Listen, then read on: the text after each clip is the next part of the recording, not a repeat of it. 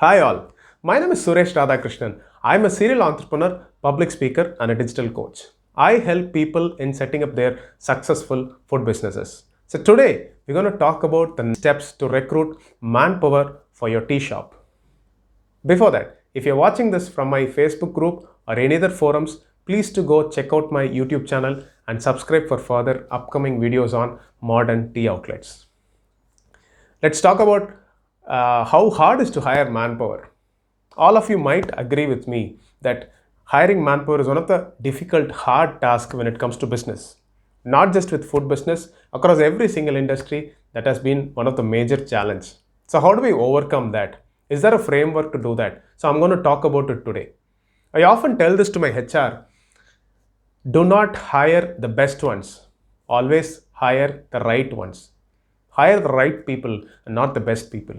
Because not necessarily you need to, the best ones need not be the right ones. They might be extraordinary in terms of skills, talents, experience, but they may not suit your business culture.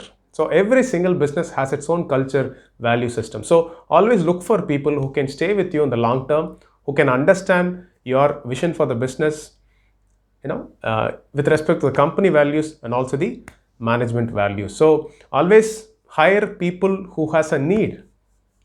So only when there is a need, people would definitely stick to you for a long time, and employee retention will be good and attrition will be less. Coming to the 9 steps to recruit manpower for your tea shop. The first one, you need to plan the number of resources that are required. So how do you calculate the number of staff that is required to run your outlet? It all depends on the model first. Is it going to be a kiosk or an express or a cafe or a QSR? So what sort of a model that you're planning? So depending on the space, you would have to allocate manpower accordingly. And the second one, it will also change with respect to your menu items. If you have a very varied menu and if you have a lot of items that has to be prepared at the outlet, then you need to have more manpower, right? And also the space, as I told you, it varies from model to model. And the operating hours, are you going to open your outlet as early as 5 a.m. or so? Depending on the operating hours, you need to actually come to a conclusion how many resources are required for your business to run it in a smooth fashion. So that's number one. Number two, benefits. So what sort of benefits that you would be giving to your employees?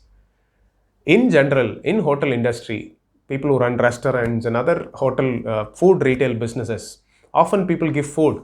And being into this tea, coffee business, so you may not be able to prepare food at the outlet.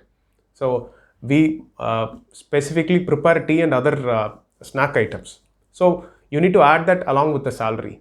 But accommodation, in most of the cases, if you're hiring people from other places, if you're asking people to travel from somewhere and work for you, then definitely you need to provide accommodation. So select your model, define the benefits that you're going to give it.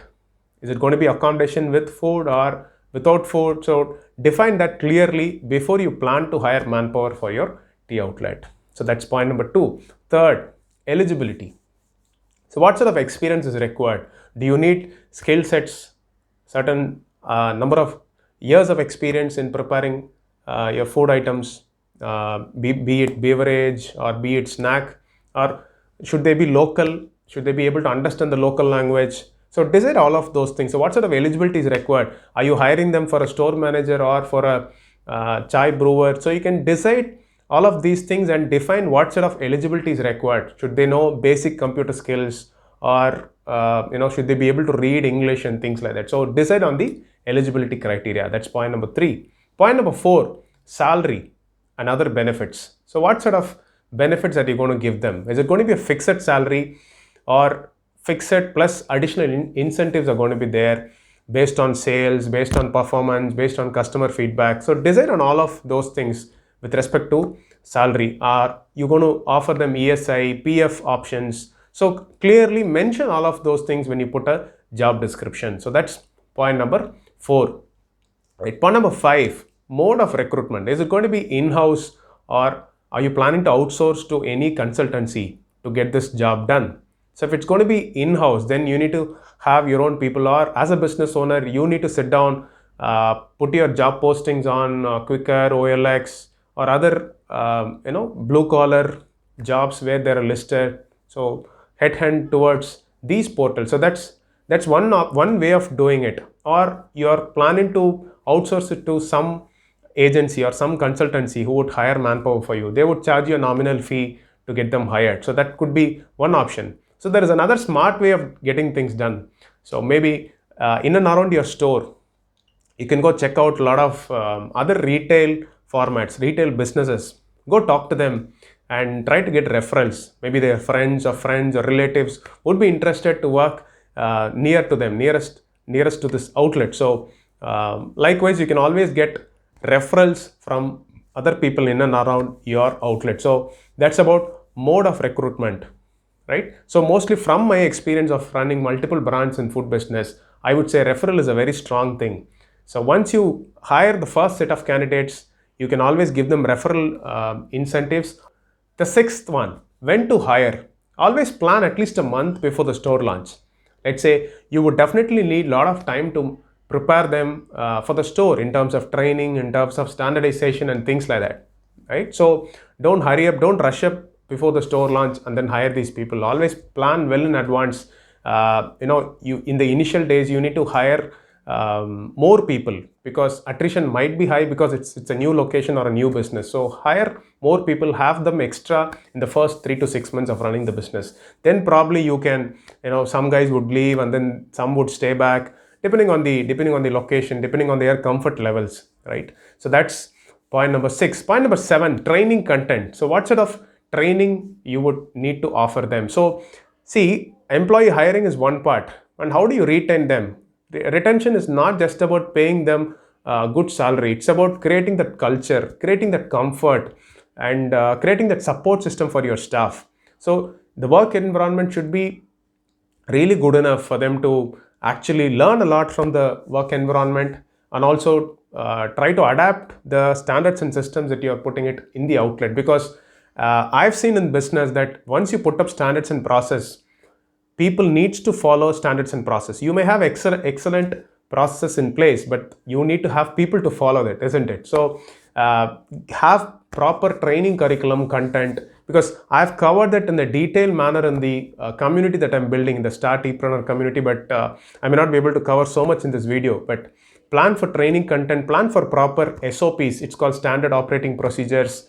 Be it very crisp. It should be easy for people to go through and get trained. So whoever comes in, they should be able to prepare tea in less than 2 days. So that's the concept that we have gotten. So make sure that you offer proper training before you put them onto the system. So that's point number 7. 8, clear shift timings. So have clear shift timings. The standard shift timings would be 8 to 9 hours.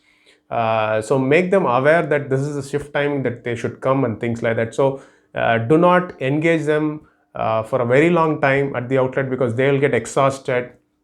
Because retail, customer facing businesses, it's really hard for people to manage, isn't it? So when there's so much of crowd and managing things all the day, it will be difficult for people to actually stay for a very, very long time. So if you don't manage your shift time properly, if you don't have a proper shift schedule, then slowly you will start getting attrition at your outlet. So make sure that you have clear shift timings, right? So these are the key steps to recruit staff, to recruit manpower for your tea outlet. So if you carefully plan all of those things, I'm sure you should be able to get the right manpower for your business. Great. So share your key learnings in the comment section. I will be replying to it. Thank you so much. See you all.